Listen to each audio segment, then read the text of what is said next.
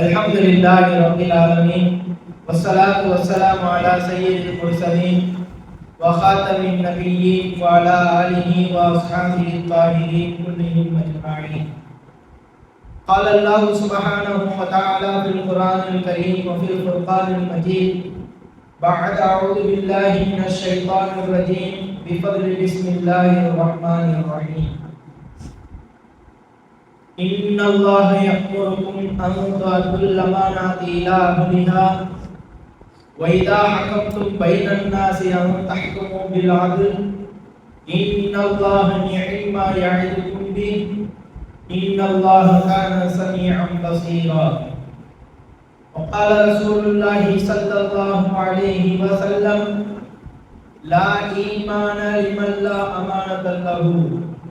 صدق الله العلي العظيم وصدق رسوله النبي الكريم ونحن على ذلك من الشاهدين والشاكرين والحمد لله رب العالمين. எல்லா புகழ்ச்சியும் அகிலத்தை படைத்து பரிபாலிக்கக்கூடிய வல்லமை பெற்ற அல்லாஹ் சுப்ஹானஹு வ தஆலா ஒருவனுக்கே உரித்தாகுமாக. மேலும் அவருடைய தூதராகிய பெருமானார் முஹம்மது கரீம் முஸ்தபா ஸல்லல்லாஹு அலைஹி வஸல்லம் அவர்கள் மீதும் அன்னவர்களின் அடிச்சுவடுகளை சற்றும் சருகாமல் பின்பற்றி வாழ்ந்த உத்தம சத்திய சஹாபாக்கள் மீதும் அவர்களை பின்தொடர்ந்து வந்த வலிமார்கள் நாதாக்கள் சுகதாக்கள் அனைவர்கள் மீதும் அல்லாஹ்வுடைய மாபெரும் கிருபையினால் ஜும்ஆவுடைய நாளில் பள்ளிக்கு வருகை தந்திருக்கக்கூடிய அல்லாஹ்வின் நல்லடியார்கள் அனைவரும் மீதும் வல்ல ரஹ்மானின் ரஹ்மத்தும் பரக்கத்தும் சாந்தியும் சமாதானமும் நம் அனைவர்கள் மீது குறைவின்றி நின்று நிகழட்டுமாக. ஆமீன். கண்ணியமிக்க அல்லாஹ்வின் நல்லடியார்களே, அல்லாஹ் சுப்ஹானஹு வ தஆலா இந்த மனித சமுதாயத்திற்கு நேர்வழி காட்டுவதற்காக சொல் வழியிலும் செயல் வழியிலும் அல்லாஹ் ரசூல்மார்களையும் வேதங்களையும் அல்லாஹ் கொடுத்தான். அந்த அடிப்படையில் இந்த உம்மதே முஹம்மது ரசூலுல்லாஹி ஸல்லல்லாஹு அலைஹி வஸல்லம் அவர்களுடைய சமுதாயத்திற்கு அல்லாஹ் தஆலா குர்ஆன் என்ற அருள் வேதத்தை நமக்கு அளித்திருக்கிறார். இந்த குர்ஆன் நம்மை எப்படி வாழச் சொல்கிறதோ அதன்படி நம்மளுடைய வாழ்க்கையை நாம் அமைத்துக் கொண்டால் இந்த உலகத்திலும் நமக்கு வெற்றிதான், நாளை மறுமையிலும் நமக்கு வெற்றிதான். இந்த மனித சமுதாயம் எப்படி வாழ வேண்டும் என்பதற்காக பல விஷயங்களை அல்லாஹ் தஆலா குர்ஆனில் நமக்கு அல்லாஹ் கற்பித்து காண்பிக்கிறான், நமக்கு கட்டளையாக ஏவுகிறான். அதில் சூரத்துல் நிசாவில் அல்லாஹ் சுப்ஹானஹு வ தஆலா ஒரு ஆயத்தை கூறுகிறான். இன்னல்லாஹ யம்குருக்கும், நிச்சயமாக அல்லாஹ் சுப்ஹானஹு வ தஆலா உங்களுக்கு ஒரு கட்டளையை பிறப்பிக்கிறான், ஒரு விஷயத்தை செய்ய சொல்லி ஏவுகிறான். அது என்ன விஷயம்? அன்து அத்துல் அமானாதி இலா அஹ்லிஹா, அமானிதத்தை பிறர் உங்களிடத்தில் நம்பி ஒப்படைக்கக்கூடிய ஒரு பொருளை அதை மீண்டும் உரியவரிடத்தில் நீங்கள் சரியான முறையில் அதை கொடுக்க வேண்டும் என்று அல்லாஹ் நியமிக்கிறான். இந்த அமானித தன்மையை பார்த்துதான் பெருமானார் ஸல்லல்லாஹு அலைஹி வஸல்லம் அவர்களுக்கு அமீன் என்றே பெயர் வைத்தார்கள். குர்ஆனில் பல இடங்களில் பார்க்கும் பொழுது பல ரசூல்மார்கள் பல நபிமார்கள் ஒவ்வொரு சமுதாயத்திற்கு வந்த பொழுது அவர்கள் கூறிய வார்த்தை என்னவென்று தெரியுமா? இன்னி லக்கும் ரசூலுன் அமீன் ஃபத்தகுல்லாஹ வ அத்தீயூன். அல்லாஹ்வை அஞ்சுங்கள், எனக்கு வழிபடுங்கள். நான் எப்படிப்பட்ட ரசூலாக இருக்கிறேன் என்று சொன்னால் இன்னி லக்கும் ரசூலுன் அமீன், நம்பிக்கைக்குரிய ஒரு ரசூலாக ஒரு நபியாக நான் உங்களுக்கு இருக்கிறேன் என்று பல இடங்களில் குர்ஆனில் நபிமார்கள் கூறுவதை நாம் பார்த்தோம். ஏன் ஹஜ்ரத்னா ஜிப்ரீல் அலைஹிஸ்ஸலாத்து வஸலாம் அவர்களை கூட அல்லாஹ் தஆலா வனஸஅனா பிஹி ரூஹுல் அமீன் என்று தான் அல்லாஹ் கூறுகிறார். நம்பிக்கைக்குரிய ஒரு மலக்கு என்று அல்லாஹ் கூறுகிறார். அந்த நம்பிக்கை நம்மிடத்தில் இருக்க வேண்டும். அந்த நம்பிக்கையை பார்த்துதான் முஸ்லிம்களை முழுமையாக நம்புவார்கள். முஸ்லிம்களுக்கு ஒரு பொறுப்பை கொடுக்கப்பட்டால் உரிய முறையில் அதை அவர்கள் நிறைவேற்றுவார்கள். ஒரு பொருளை அவர்களிடத்தில் நாம் அமானிதமாக பாதுகாப்பாக கொடுத்து வைத்திருந்தால் அதை நமக்கு மீண்டும் அந்த பொருளில் எந்த குறையும் இல்லாமல் கொடுப்பார்கள் என்ற நம்பிக்கை மாற்றவர்களுக்கும் இருக்கும். ஆனால் இன்றைய காலகட்டத்தில் ஹஜ்ஜுக்கு ஒரு ஹாஜியார் போனார். ஒரு ஹாஜி ஹஜ்ஜுக்காக போனார். போகும் பொழுது உண்மையாலுமே நடந்த ஒரு சம்பவம். போகும் பொழுது அவருடைய கடையை வேலை பார்க்கக்கூடிய மேனேஜர்கிட்ட பொறுப்பாக கொடுத்துட்டு போயிட்டாரு. போயிட்டு ஒரு 2-3 மாசம் கழிச்சுதாங்க வந்தாரு. கடை மேனேஜர் பேர்ல இருக்கு. முதலாவது வருடம் கடையை பொறுப்பா கொடுத்துட்டு போன ஆஜி அடுத்த வருடம் அவர் போய் பார்க்கும் பொழுது அதே கடையில வேலை பார்த்துட்டு இருந்தார். சொந்த பொருளை நம்பி பிறரிடத்தில் ஒப்படைக்கும் பொழுது அதை மோசடி செய்து அதை தன்னுடைய பேருக்காக அவர் மாத்திக்கிறார். இப்படிப்பட்ட மோசடி தன்மை என்பது ஒரு முஸ்லிம் இடத்தில் இருக்காது. ஒரு முஃமின் இடத்தில் மோசடி என்பது இருக்காது. ஒரு முஸ்லிம் ஏமாற்றவும் மாட்டான், ஏமாறவும் மாட்டான் என்று பெருமானார் ரசூல் ஸல்லல்லாஹு அலைஹி வஸல்லம் அவர்கள் கூறியிருக்கிறார். நான் ஆரம்பத்தில் ஓதிய இந்த ஆயத் இருக்கிறதே, இன்னல்லாஹ யம்ருக்கும் அன் அத்துல் அமானாத்தி இலா அஹ்லிஹா, அமானித பொருட்களை நீங்கள் உரியவர்களுக்கு ஒப்படைக்க வேண்டும் என்று அல்லாஹ் கூறுகிறார். இந்த ஆயத்தை எப்பொழுது அல்லாஹ் இறக்கிறான்? ஆமுல் ஃபத்ர் ஹிஜ்ரி 8ஆம் ஆண்டு மக்கா வெற்றி கொண்ட அந்த சமயத்தில் பெருமானார் ஸல்லல்லாஹு அலைஹி வஸல்லம் அவர்கள் கஅபாவிற்குள்ளே போய் அந்த சிலைகளை எல்லாம் சுத்தம் செய்து 2 ரக்காத்துகள் தொழுவதற்காக நாடி கஅபாவிற்கு சென்றார்கள். இப்பொழுது மக்கா என்பது முஸ்லிம்களுடைய கையில் இருக்கிறது. அப்படி போகும் பொழுது கஅபாவுடைய சாவி யாரிடத்தில் இருக்கிறது? உஸ்மான் இப்னு தல்ஹா அவர்களிடத்தில் இருக்கிறது. பெருமானார் ஸல்லல்லாஹு அலைஹி வஸல்லம் அவர்கள் அந்த சாவியை வாங்கிட்டு வர சொன்னாங்க. அவங்களுக்கு வாங்கிட்டு வந்தாங்க. சாவியை வாங்கிட்டு வந்து கஅபாவை திறந்து உள்ள போய் சிலைகளை எல்லாம் அகற்றி சுத்தம் செய்து பெருமானார் ரசூல் ஸல்லல்லாஹு அலைஹி வஸல்லம் அவர்கள் 2 ரக்காத்துகள் தொழுது விட்டு மீண்டும் அந்த சாவியை யாரிடத்தில் ஒப்படைத்தார்கள் என்றால் ஹஜ்ரத் இப்னு அப்பாஸ் ரலியல்லாஹு அன்ஹு ஒப்படைச்சாங்க. ஆனா அவர் ஏங்குறாரு. அவரை நினைக்கிறாரு, இது நம்ம தானே இத்தனை வருடங்களா பாதுகாத்து வருவோம். ஐயாவுடைய ஜாஹிலியா காலகட்டத்தில் இருந்து அவர் காபிராக இருந்தாலும் அவருடைய குடும்பத்தார்கள் தான் இதை பராமரித்து வரார்கள். இந்த கஅபாவுடைய சாவி யாரிடத்தில் இருக்கிறதோ இவர்கள் தான் வரக்கூடிய ஹாஜிகளுக்கு தண்ணீர் போற்றுபவர்களாக இருந்தார்கள். இந்த நேரத்துல அல்லாஹ் உடனே இந்த ஆயத்தை இன்னல்லாஹ யம்ருக்கும் அன் துஅத்துல் அமானாத்தி இலா அஹ்லிஹா, அந்த கஅபாவை இவர்கள் தான் காலம் காலமாக பராமரித்து வந்தார்களே, எனவே அவரிடத்தில் தான் அந்த பொறுப்பை அந்த அமானிதத்தை ஒப்படைக்க வேண்டும் என்று அல்லாஹ் கூறியவுடன் பெருமானார் ரசூல் ஸல்லல்லாஹு அலைஹி வஸல்லம் அவர்கள் அந்த சாவியை அதற்கு இப்னு அப்பாஸ் ரலியல்லாஹு அன்ஹு அவர்களிடம் வாங்கி ஹஜ்ரத் உஸ்மான் இப்னு தல்ஹா ரலியல்லாஹு அன்ஹு கொடுத்தாங்க. இந்த ஆயத்து இறங்கியவுடன் இதை பார்த்து உஸ்மான் இப்னு தல்ஹா ரலியல்லாஹு அன்ஹு அவர்கள் இஸ்லாத்தை ஏற்றுக்கொண்டார்கள். அன்றிலிருந்து அவர்கள் இஸ்லாத்தை ஏற்றுக்கொண்டார்கள். சாவியை கொடுக்கும் பொழுது நபி ஸல்லல்லாஹு அலைஹி வஸல்லம் அவர்கள் சொன்னார்கள், குதுபி ஹாதா ஹாலிதத்தன் தாலிதத்தன், இந்த சாவி உங்களிடத்தில் தான் என்றும் நிரந்தரமாக இருக்கும், உங்களுடைய குடும்பத்தார்கள் தான் இதை பேணி பாதுகாப்பார்கள் என்று சொல்லி பெருமானார் ரசூல் ஸல்லல்லாஹு அலைஹி வஸல்லம் அவர்கள் சாவியை உஸ்மான் இப்னு தல்ஹா ரலியல்லாஹு அன்ஹு அவர்களிடத்தில் கொடுத்து விட்டார்கள். இந்த ஒரு அமானிதத்தை பேணக்கூடிய விஷயத்தை தான் அல்லாஹ் தஆலா இந்த ஆயத்தில் நமக்கு ஏவுகிறார். நம்மிடத்தில் அந்த அமானிதத்தை பாதுகாக்கக்கூடிய தன்மை எவ்வளவு இருக்கிறது? கண்ணியமிக்க அல்லாஹ் நல்லடியார்களே, ஒரு வரலாறை நாம் சிந்தித்து பார்க்க வேண்டும். ஹஜ்ரத் அப்துல்லா இப்னு முபாரக் ரஹ்மத்துல்லாஹி அலைஹி அவர்களுடைய காலகட்டத்தில் ஹஜ்ஜுக்காக சென்றார்கள்.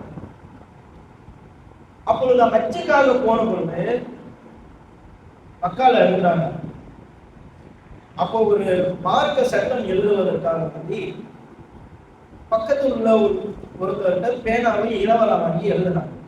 நம்ம கேட்போம்ல, பேனா 2 நிமிஷம் எழுதி, அந்த மாதிரி என்ன செஞ்சாங்க, வாங்கி எழுதினாங்க. எழுதிட்டு அந்த பேனாவை என்ன செஞ்சுட்டாங்க, எப்பவுமே நம்ம என்ன செய்வோம், நம்ம பேனாவை எடுத்து எழுதிட்டு பாக்கெட்ல வச்சுருவோம். அந்த ஒரு சிந்தனையில என்ன செஞ்சுட்டாங்க, எழுதிட்டு பேனாவை எடுத்து பாக்கெட்ல வச்சுட்டாங்க. வச்சுட்டு ஹஜ்ஜெல்லாம் முடிச்சுட்டு என்ன செஞ்சுட்டாங்க, ஊருக்கு வந்துட்டாங்க, பகதாதுக்கு வந்துட்டாங்க. வந்து ஒட்டகத்துல இருந்து இறங்கி வீட்டுக்குள்ள கூட போகிறாரு. வீட்டுக்குள்ள போகும் பொழுது பாக்கெட்ல பாக்குறாங்க அவங்களுடைய பேனா. இது யாருடைய பேனா? அவர்கிட்ட இரவலா வாங்கினது, அமானிதமா வாங்கினது. எழுதிட்டு திரும்பி தரேன்னு சொல்லிட்டு நான் கொடுக்கவில்லையே என்று சொல்லிவிட்டு வீட்டுக்குள்ள போகல. திரும்ப என்ன செஞ்சுட்டாங்க? ஒட்டகத்தை எடுத்துட்டு மக்காவுக்கு கிளம்பிட்டாங்க. நம்ம அந்த மாதிரி செய்வோமா? உதாரணமா மக்கால நம்ம அச்சு செய்யும் பொழுது ஒருத்தருக்கு ஒரு 10 ரூபா பேனா வாங்கினோம். அந்த பேனாவை அவர்கிட்ட திரும்பி கொடுக்குறக்காண்டி 50,000 ரூபாய் நம்ம ஃபிளைட் புக் பண்ணி போவோமா? சரி, இப்பயாவது பரவாயில்ல, ஃபிளைட் இருக்கு. அப்ப எவ்வளவு தூரம் நடைபயணமா போகணும், எவ்வளவு சிரமங்கள், எவ்வளவு கஷ்டங்கள். அந்த கஷ்டங்களை சிரமங்களை பார்க்காமல் பகதாதிலிருந்து என்ன செய்யறாங்க? மக்காவிற்கு வந்து அந்த உரிய நபரை தேடி அவர்களுடைய பேனாவை திரும்பி கொடுத்து விட்டு மீண்டும் வந்தார்களாம். எப்படிப்பட்ட ஒரு தன்மை! பிறருடைய பொருட்களை நாம் ஏமாற்றுவதை நாம் எச்சரிக்கையாக இருக்க வேண்டும். உஸ்தாத் அவங்க வஃபாத் ஆயிட்டாங்க. மாணவர் தூங்கும் பொழுது கனவுல உஸ்தாத பாக்குறாங்க. சூனத்திற்கு வெளியே உஸ்தாத் நின்றுகிட்டு இருந்தார். சொர்க்கம் இருக்கு, உள்ள எல்லாமே இருக்கு, ஆனா சொர்க்கத்திற்கு வெளியே நின்றுகிட்டு இருந்தாங்களா உஸ்தாத். மாணவர் உஸ்தாத பார்த்து கேட்டாரா, உஸ்தாத் அவர்களே, சுவனம் இங்க இருக்குது, நீங்க சுவனத்திற்கு உள்ள போகாம எதுக்கு வெளியே நிக்கிறீங்கன்னு கேட்டார். உஸ்தாத் சொன்னாங்களா, நான் மௌத்தாவதற்கு முன்னால பக்கத்து வீட்டுக்காரங்க ஒரு குண்டூசி தைக்கிறதுக்காண்டி வாங்கினேன். என்னங்க வாங்கினேன்? ஒரு குண்டூசி தைக்கிறதுக்காண்டி வாங்கினேன். வாங்கிட்டு அவங்கள்ட்ட திரும்பி கொடுக்கறதுக்குள்ள நான் மௌத்தாயிட்டேன்.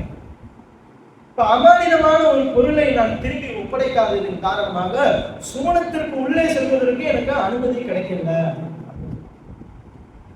கனவுல இருந்து எழுந்திருச்ச பிறகு அந்த மாணவர்கள் ஓடி அஜருக்கு உஸ்தாத் வீட்டுக்கு போய் அந்த ஊசியை தேடி எடுத்து பக்கத்து வீட்டுக்காரங்கிட்ட போய் கொடுத்தாங்களா, என்னுடைய உஸ்தாது உங்ககிட்ட இந்த ஊசியை தைக்கிறதுக்காண்டி வாங்கியிருந்தாங்களே, இந்தாங்க அந்த அமானிதமான பொருள் அப்படின்னு ஒப்படைச்சிட்டு தூங்கும் பொழுது அன்றைய இரவு வந்து உஸ்தாத் அவங்க சுவனத்திற்கு உள்ள இருக்கிற மாதிரி என்ன செஞ்சாங்க? பார்த்தாங்க. சுப்ஹானல்லாஹ், இவ்வளவு பெரிய விஷயம். நம்ம அதை சாதாரணமா நினைக்கிறோம். ஒருவருடைய பொருளை நம்ம தெரியாம எடுத்து வச்சுக்கலாம், அவருக்கு தெரியாம வேணா இருக்கலாம், ஆனா அல்லாஹுக்கு தெரியும்ல. ஒருவருடைய பொருளை நாம் ஈஸியாக இலகுவான முறையில் நம்மளுடைய அறிவை பயன்படுத்தி ஏமாற்றி விடலாம், ஆனால் அல்லாஹ்விற்கு அந்த சூழ்ச்சி தெரியுமில்ல. அல்லாஹ்விற்கு பயப்பட வேண்டும். கண்ணியமிக்க அல்லாஹ் நல்லடியார்களே, உமர் ரலியல்லாஹு அன்ஹு அவருடைய காலகட்டத்தில் ஒரு மனிதரை தீர்ப்புக்காக வேண்டி அழைத்து வரப்படுகிறது. என்ன பிரச்சனை அப்படின்னு சொன்னா, இந்த மனிதர் ஒரு கொலை செஞ்சுட்டார். உமர் ரலியல்லாஹு அன்ஹு கேட்டாங்க, எப்பா நீ எதற்காக கொலை செஞ்சேன்னு கேட்டாங்க. அப்ப அவர் சொன்னாரு, நான் வேற ஒரு ஊர்ல இருந்து வரேன், வேற ஒரு நாட்டுல இருந்து நான் வரேன். என்னுடைய ஒட்டகம் தெரியாம என்ன செஞ்சிருச்சு, இவருடைய விளைநிலத்துல போய் மேய்ஞ்சிருச்சு.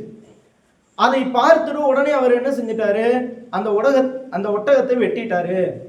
ஏன் ஒட்டகத்தையா நீ வெட்டுன்னு சொல்லிட்டு கோவத்துல நான் என்ன செஞ்சிட்டேன், அவரை வெட்டிட்டேன். அப்போ உமர் ரலியல்லாஹு தஆலா சொன்னாங்க, உன்னுடைய ஒட்டகத்தை அவர் வெட்டிட்டாருன்னா பிரச்சனையை என்ன செய்யணும், ஏன்ட்ட கொண்டு வரணும், என்னிடத்துல தீர்ப்பு கேட்கணும். மாறாக நீங்க கொலை செஞ்சிட்டீங்களா, அதனால கொலைக்கு பகரம் கொலைதான் சொல்லிட்டாங்க. அப்ப அந்த மனிதர் கேட்டாராம், என்னை கொலை செய்வதற்கு முன்னால் 3 நாட்கள் அவகாசம் கொடுங்க. இப்போ உமர் ரலியல்லாஹு கேட்டாங்க, உனக்கு எதுக்குப்பா 3 நாட்கள் அவகாசம்? இப்ப அந்த மனிதர் சொன்னாராம், ஊர்ல என்கிட்ட நிறைய பொருட்கள் இருக்கு, அமானிதமான பொருட்கள் இருக்கு, அந்த பொருட்களை நான் உரியவர்கள் இடத்துல போய் ஒப்படைச்சிட்டு 3 நாட்கள்ல நான் வந்துடுறேன் அப்படின்னு அந்த மனிதர் கேட்டார். உமர் ரலியல்லாஹு யோசிச்சாங்க, 3 நாட்கள் கேட்கிறாரா அமானிதத்தை நிறைவேற்றுறதுக்கு. இப்போ உமர் ரலியல்லாஹு ஒத்துக்கல. உங்களுக்கு பதிலாக வேற யாரையாவது நியமனம் செஞ்சுட்டு நீங்க என்ன செய்யுங்க, 3 நாட்கள் போயிட்டு உங்களுடைய அமானித பொருட்களை ஒப்படைச்சிட்டு வாங்க. அப்ப சபையில உள்ள அந்த மனிதர் சபையில கேட்டாரு, எனக்காக வேண்டி யாராவது ஒருத்தர் பொறுப்பேற்றுக்கிறீங்களான்னு கேட்டார். என்னங்க சாதாரண பொறுப்பா, இவர் வரலான்னா அவங்க தலையை வெட்டிடுவாங்க. அப்ப கேட்கும் பொழுது கூட்டத்தில் இருந்த ஹஜ்ரத் அபூதர் கிஃபாரி ரலியல்லாஹு அன்ஹு அவர்கள் சொன்னாங்க, கலீஃபா அவர்களே, நான் பொறுப்பெடுக்கிறேன். 3 நாட்கள் தான், 3வது நாட்கள் மாலை அசருக்கு இவர் இங்க இருக்கணும், இல்லைன்னா உங்களை தான் நான் என்ன செய்வேன், தலையை வெட்டுவேன்னு சொல்லிட்டாங்க. உமர் சரின்னு பொறுப்பெடுத்துக்கிட்டாங்க. அந்த மனிதர் போயிட்டாரு. வந்த மனிதர் யாருன்னு தெரியாது, அவர் எந்த ஊருன்னு தெரியாது. ஆனா பொறுப்பெடுத்துக்கிட்டாங்க. போனாங்க. 3 நாட்கள் ஆச்சு.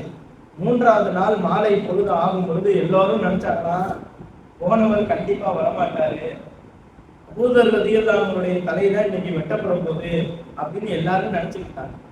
நிலைமை அப்படிதான் ஆனது. உமர் ரலியல்லாஹு அன்ஹு பார்த்தாங்க, போன நபர் வரல. அதனால என்ன செய்யணும், அபூதர் கிஃபாரி ரலியல்லாஹு அவங்களுடைய தலையை தான் வெட்டணும்னு சொல்லிட்டாங்க. சொன்ன அடுத்த பொழுதே குதிரையிலிருந்து குருதி கிளம்ப அந்த மனிதர் வந்தாரு. வந்து நான் பொறுப்பெடுத்துக்கிறேன்னு வந்தார். அப்போ உமர் ரலியல்லாஹு கேட்டாங்க, அபூதர் ரலியல்லாஹு அன்ஹு எந்த நம்பிக்கையை வச்சு எந்த அடிப்படையில இவருக்காக நீங்க பொறுப்பெடுத்துக்கிறீங்க? அவங்க சொன்னாங்களா, அபூதர் கிஃபாரி ரலியல்லாஹு அன்ஹு, கலீஃபா அவர்களே, அமானித பொருளில் கூட மோசடி செய்யக்கூடாது, எப்படியாவது மரணத்திற்கு முன்னால் நிறைவேற்றும் என்று நினைத்தாரே, நிச்சயம் இவர் வந்து விடுவார் என்ற நம்பிக்கை எனக்கு இருக்கிறது என்று சொல்லிதான் அவரிடத்தில் உள்ள அந்த அமானத் நம்பிக்கையை பார்த்தார்கள் அபூதர் கிஃபாரி ரலியல்லாஹு அன்ஹு. அந்த அமானத், அந்த நம்பிக்கை நம்மிடத்தில் இருக்கக்கூடிய ஒவ்வொருவருக்கும் இருக்க வேண்டும். யார் அமானிதத்தில் மோசடி செய்கிறார்களோ நாளை அவர்கள் நிச்சயம் சுவனத்தில் நுழைய முடியாது என்று பெருமானார் ரசூல் ஸல்லல்லாஹு அலைஹி வஸல்லம் அவர்கள் கூறினார்கள். எனவே கண்ணியமிக்க நல்லடியார்களே, நம்மளுடைய வாழ்க்கையில் அமானிதமாக நம்மிடத்தில் யாராவது பொருள் கொடுத்தால் அதில் மோசடி செய்து விடாமல், குறைவை ஏற்படுத்தி விடாமல், நஷ்டத்தை ஏற்படுத்தி விடாமல், எப்படி கொடுத்தார்களோ அதே போன்று உரிய முறையில் கொடுத்து அமானிதத்தை பேணி பாதுகாத்து வாழக்கூடிய தௌஃபீகை நம் அனைவருக்கும் அல்லாஹ் தஆலா கொடுப்பானாக என்று துஆ செய்தவனாக நிறைய உதவி செய்கிறேன். வாஹிரு தஅவானா அல்ஹம்துலில்லாஹி ரப்பில் ஆலமீன்.